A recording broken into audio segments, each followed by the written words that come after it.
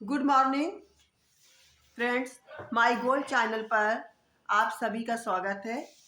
आज का जो हमारा विषय है स्वामी विवेकानंद और रामकृष्ण परमहंस मिशन के बारे में हम पढ़ेंगे।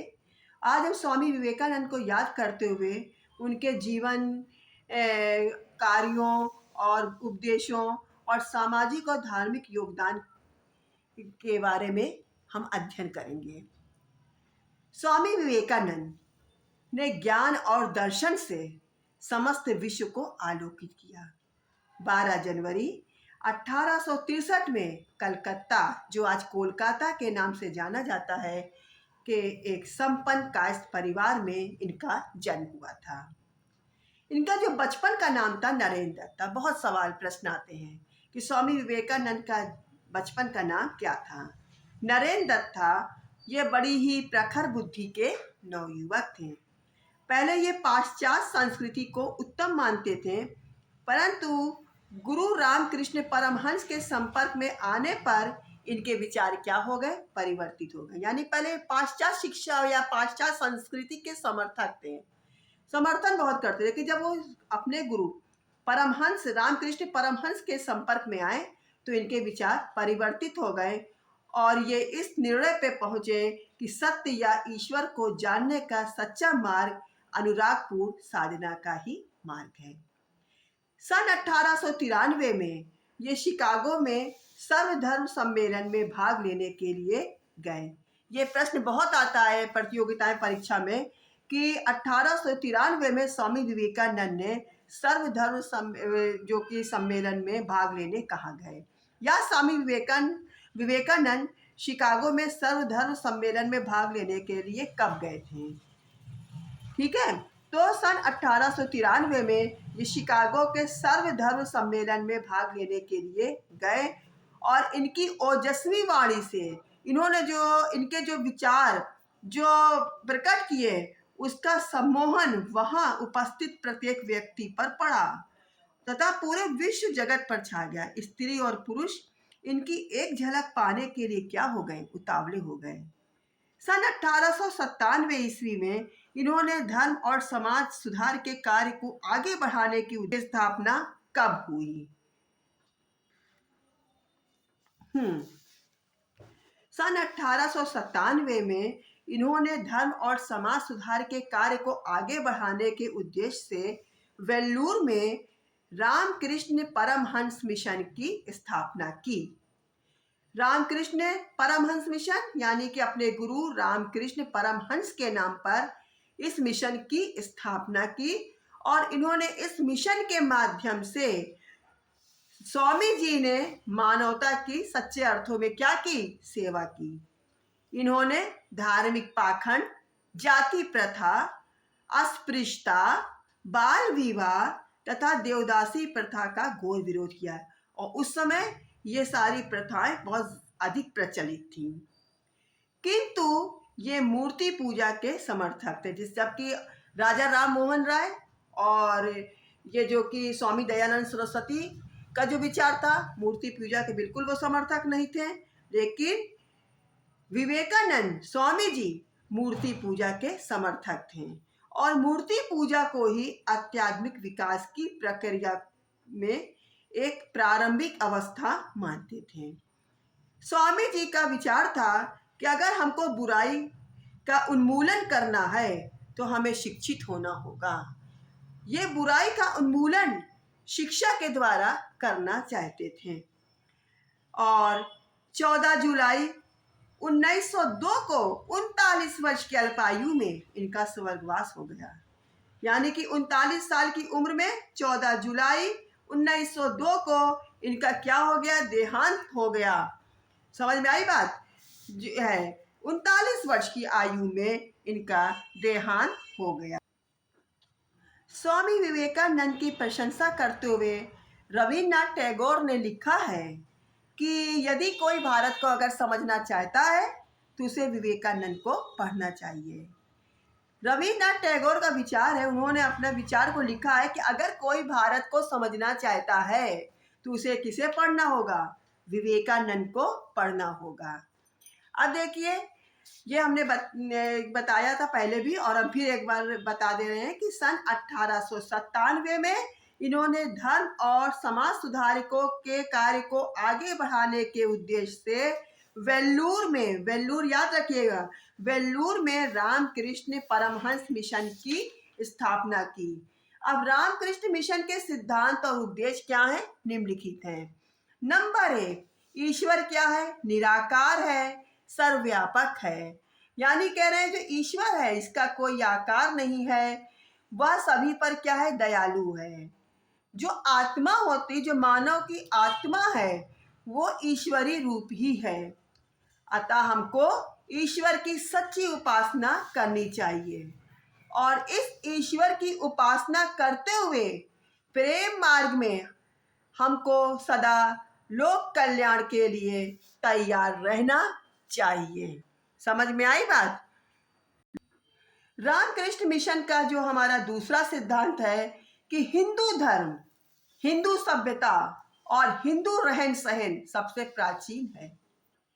स्वामी जी का कहना था कि जो हिंदू धर्म है और जो हिंदू सभ्यता है और जो हिंदू रहन सहन है, विश्व की सबसे प्राचीन सभ्यता में से है। हिंदू धर्म श्रेष्ठ है, सुंदर है, शिव है।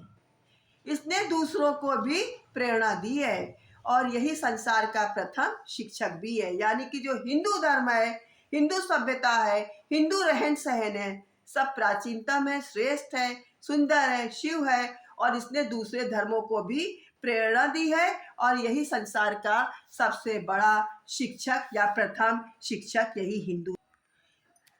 रामकृष्ण मिशन की जो तीसरी शिक्षा है वो है कि प्रत्येक हिंदू को अपनी सभ्यता, अपने धर्म की सुरक्षा, वृद्धि के लिए प्रयत्नशील रहना चाहिए। स्वामी जी का विचार था कि हर हिंदू को जो उसकी सभ्यता है, जो विश्व की श्रेष्ठ सभ्यता में से आती है, उसे अपने धर्म की क्या करनी चाहिए, सुरक्षा करनी चाहिए। उसके हिंदू धर्म की वृद्धि के लिए प्रयत्नशील रहना चाहिए और उसे पाश्चात्य भौतिक चमक दमक से दूर रहना चाहिए। यानी कि उसे भौतिक चमक दमक।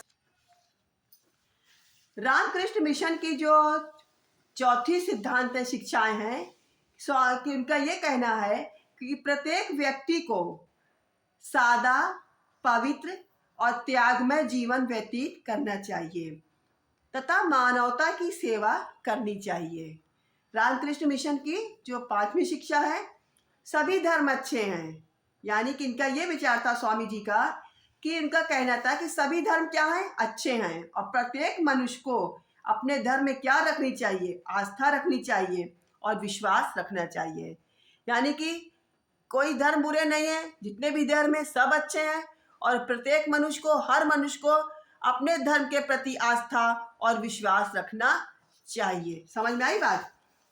अब इसके बाद हम लोग जो पढ़ेंगे रामकृष्ण मिशन के, रामकृष्ण जो मिशन के कार्य हैं, इसमें जो रामकृष्ण मिशन ने कार्य किया, सबसे पहले समाज सुधार को ही रामकृष्ण मिशन में प्रमुखता दी गई है, समाज सुधार को। क्योंकि इससे पहले हमने बोला था कि बाल विवाह थी, देवदासी प्रथा थी, अस्पृश्यता थी, धार्मिक पाखंड थे, जाति प्रथा थी। तो ये सबसे पहले इन कुरीतियों को देखते हुए जो कि रामकृष्ण मिशन है वो समाज सुधार की ओर सबसे पहले उसने प्रमुखता दी। समाज में व्याप्त जो कुप्रथाएं को दूर करने के लिए उसने बहुत सक्रिय प्रयास किया। जो कि दीन दुखियों की सेवा तथा सहायता करने का भी रामकृष्ण मिशन में निर्देश दिया गया है। ज्ञान विज्ञान के अध्ययन पर भी इस मिशन ने बहुत अधिक बल दिया है। इसलिए शिक्षण संस्थाओं की स्थापना का कार्य भी यहीं से प्रमुख रूप से हुआ है। यानी कि इनका, क्योंकि स्वामी जी का कहना क्या था कि अगर हमें बुराई का उन्मूलन करना है तो हमें शिक्षित होना पड़ेगा। ये पूरा बुराई का उन्मूलन शिक्षा के द्वारा करना चाहते थे। तो इस मिशन ने जो है शिक्षण संस्थाओं की स्थापना का कार्य किया और इस मिशन ने के द्वारा विदेशों में भी भारतीय शिक्षित युवकों को भी इस मिशन का अच्छा प्रभाव रहा। यानी कह रहे हैं कि जो इस मिशन द्वारा जो विदेशों में भी भारतीय संस्कृति और सभ्यता का प्रचार किया गया, नव जागरण में भी यह बहुत व्यवहारिक योगदान था। भारत के शिक्षित युवकों पर इस मिशन का बहुत अच्छा प्रभाव रहा और देश में इस मिशन के माध्यम से इस मिशन ने देश पर आने वाले संकटों का सामना करने के लिए हर दशा में इस संस्था ने अपना महत्वपूर्ण योगदान दिया है। रामकृष्ण मिशन और स्वामी विवेकानंद में कौन कौन से प्रश्न पूछे जाते हैं, किस तरह के प्रश्न पूछे जाते हैं, इसके बारे में हम बता दें आपको। देखिए कैसे पूछे जाते हैं। जैसे कि रामकृष्ण मिशन की स्थापना कब और किसने की थी? तो रामकृष्ण मिशन की स्थापना स्वामी विवेकानंद ने 1897 में की थी। इसके बाद है रामकृष्ण मिशन की स्थापना कब और किसने, ये हो गया। फिर रामकृष्ण मिशन का जो मुख्यालय है वो कहाँ स्थापित है? तो रामकृष्ण मिशन का मुख्यालय वेल्लूर, कलकत्ता, कोलकाता में स्थापित है। इसके बाद है शिकागो में आयोजित विश्व धर्म सम्मेलन में भारत का प्रतिनिधित्व किसने किया था? स्वामी विवेकानंद ने किया था। फिर है रामकृष्ण मिशन की स्थापना किसके द्वारा की गई थी? इससे उसमें 4 विकल्प दे दिया। जैसे कि बहुविकल्पी प्रश्न है कि रामकृष्ण मिशन की स्थापना किसके द्वारा की गई थी? का स्वामी रामकृष्ण, खा स्वामी विवेकानंद, गा स्वामी दयानंद, घा राजा राम मोहन राय। अब जो करेक्ट आंसर होगा तो आपको पता ही है कि किसने की थी रामकृष्ण मिशन की स्थापना? स्वामी विवेकानंद ने। फिर इसके बाद है शिकागो में आयोजित विश्व धर्म सम्मेलन में भारत का प्रतिनिधित्व किसने किया था? का राजा राम मोहन राय ने, खा स्वामी विवेकानंद ने, गा स्वामी दयानंद सरस्वती ने, घा स्वामी रामकृष्ण परमहंस ने। तो इस तरह क्या होगा? खा स्वामी विवेकानंद। तो यानी कि इस तरह के प्रश्न जो है इस रामकृष्ण मिशन के जो है हमारा जो पढ़ाया है हमने स्वामी विवेकानंद में, इस तरह के इसमें प्रश्न पूछे जाते हैं। तो अब हम ये जो कि यहाँ से हमारा ये जो टॉपिक था ये ख़त्म हो रहा है, और इसके बारे में अगर आप लोगों को ये टॉपिक अच्छा लगा हो तो आप हमारे चैनल को सब्सक्राइब कीजिए, बेल आइकन को दबाइए, और जिससे कि आपको समय समय पर हमारी नई नई नोटिफिकेशन मिलती रहे। Thank you so much.